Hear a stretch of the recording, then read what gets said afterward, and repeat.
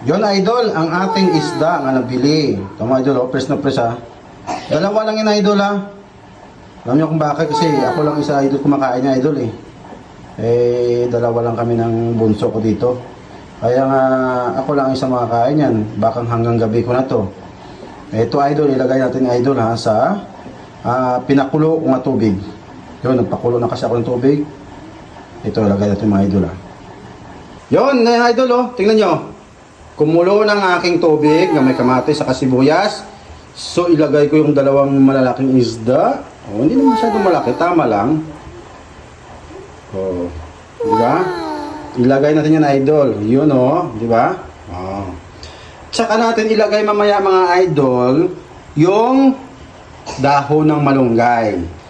Pakuluin mo natin muna yan, palutuin mo natin isda bago natin ilagay ang dahon ng malunggay. Yun, abangan nyo mamaya mga idol. So, ito na idol. Tingnan nyo naman idol. Ang sarap ng kulo nito idol. Oh, tingnan nyo. So, ngayon idol, medyo okay na yung isda. Nakita nyo naman, di ba? Galitik-litik, di ba? Tingnan naman. Ilagay na natin idol ang dahon ng malunggay. Oh, oh. Wow. Oh, tingnan nyo naman. Oh, ilagay natin ang dahon ng malunggay idol. Di ba? Mas maganda pag maraming malunggay. Bahala na to. Di ba? Oh. Di ba mga idol? Yun. Oh, hindi na nakita ang isda. Oh, di ba? Hindi na nakita ang isda, di ba? Oh. Oh, ano lang natin. Kasi okay na to idol na timplahan ko na idol ha. Nalagyan ko na ng asin.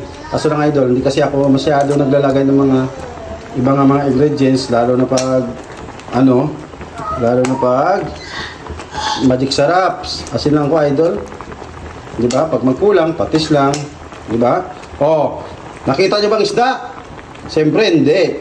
Oh, kain natin para makita niyo. Oh. 'Di ba 'yan oh? 'Di ba? Sarap. Yan mga ko idol, 'di ba? Oh. 'Di ba nga idol? Kita niyo naman 'yan. Kung gaano kasarap. Mamaya idol, pakita ko sa inyo kung kakain ba ako maya. Diba? O, ayos na yan. Okay na yan, diba? Solve. Isda na may dahon ng malunggay, kamatis sa kasibuyas, asin lang sa kapaminta. Okay na. Solve na ang problema. Mapaparami naman tayo ng kain nito mamaya. So, ano pang hinihintay nyo? Tara na guys! Bye-bye!